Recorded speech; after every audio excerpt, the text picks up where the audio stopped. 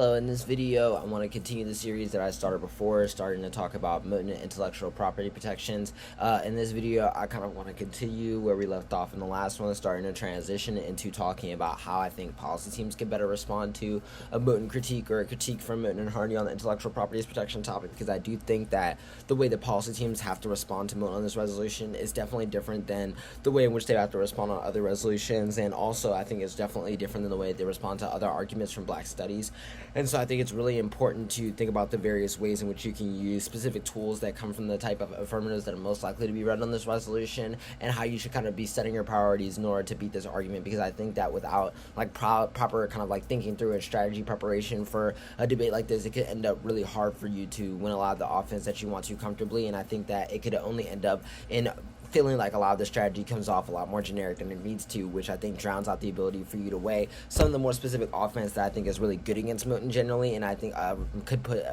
some of the arguments that we've kind of talked about and that they become more comfortable in a much worse position. And so I think that if you're kind of like lost on where this conversation is starting, I would definitely suggest watching the last two videos that I did, just talking about Moten as a negative strategy on this resolution versus policy teams, and then just the intro to Moten Intellectual Property Protections video, because I think all three of those videos do a really good job of giving a lot of the background information for what's going to set the priorities and things that I talk about in this video. And so I think overall it's just like really important to be able to strongly kind of consider these things and have them in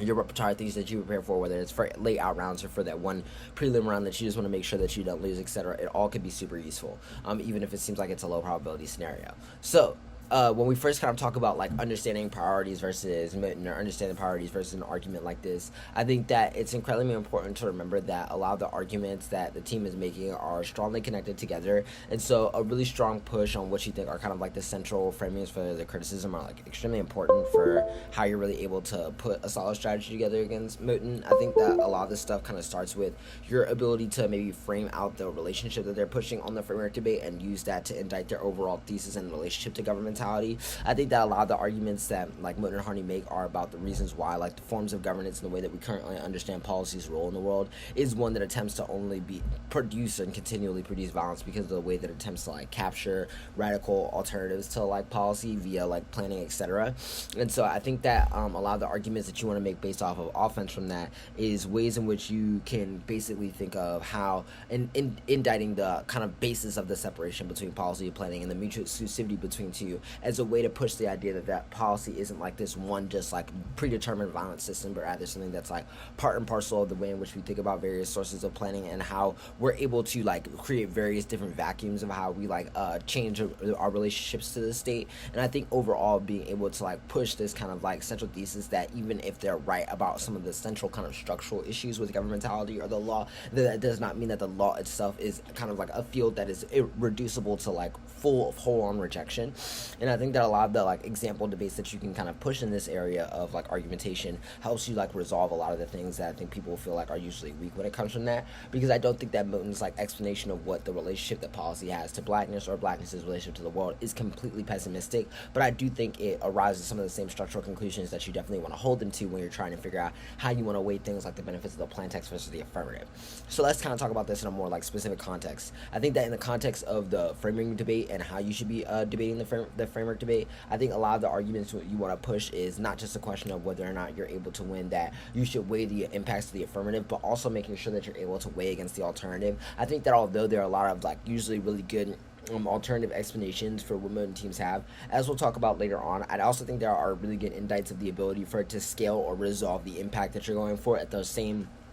line that the 1AC is, or at the same pace that the 1AC is able to resolve the impact. And so I think that because of that, you have a lot of ways in which you can like add this portion to your framework interpretation to make sure that it's a lot harder for the negative team to kick out of their alternative and only go for just presumption arguments about like the basis of like policy, or you make it a lot harder for them to have an even spread between like how they're doing their like arguments and all these other pieces of offense, and how they're really like thinking about their orientation towards the alternative debate and how much time they spend on the alternative debate, because you want to make it at the end of the basis, I think, more closer to a counterplan versus af debate, because it gives you more basis to make offense off of. Because I think that, like, because they're not reading straight up pessimism, and because the usually way that you're kind of like used in a lot of these resolutions doesn't require you to defend straight up pessimism, it's a lot harder, I think, to beat some of the more like structural thesis questions about like why does governmentality as a function is particularly bad, and why the law is written or made in such a way to like continually capture blackness in various capacities. But I think it is a lot easier to win that the alternative, as a full rejection of the law in favor of a sociality otherwise,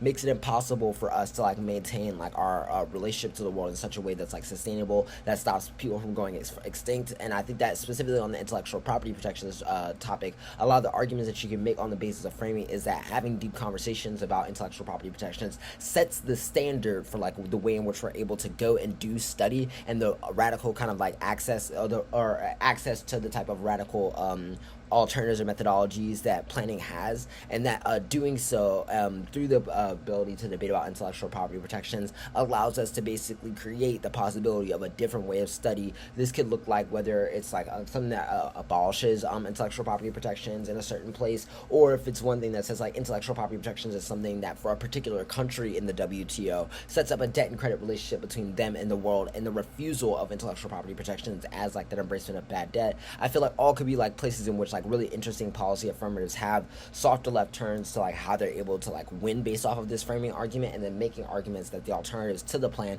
will either just result in the app, or that they wouldn't be able to solve as hard as the app does. I think that then when you take a lot of that kind of like advice and apply it to the thesis portion of the debate, a lot of the arguments that you want to start making on the thesis portion are about why, if they are right about the radical capacity of policy to capture blackness, then it is like also like the role of how we like engage policy to set the bounds of what that capture looks like and what that capture produces. And so I think that you need to basically play on the idea that they are like two active forces, and that debate allows us as a particular space to wield different ways of being able to change like political practices and practices of like how policy comes into being, and that changes the way that it is able to constitute its relationship to planning, even if you're right about like the historical relationship between these two concepts. And I think going really heavy on that can be a really strong way for you to win a lot of the arguments that you want to in order to like start this kind of like a really strong top level debate that sets a precedent for like what the criticism has to do in order to win the debate, and how you can kind of wiggle within that with various examples that come from the affirmative in all different types of ways.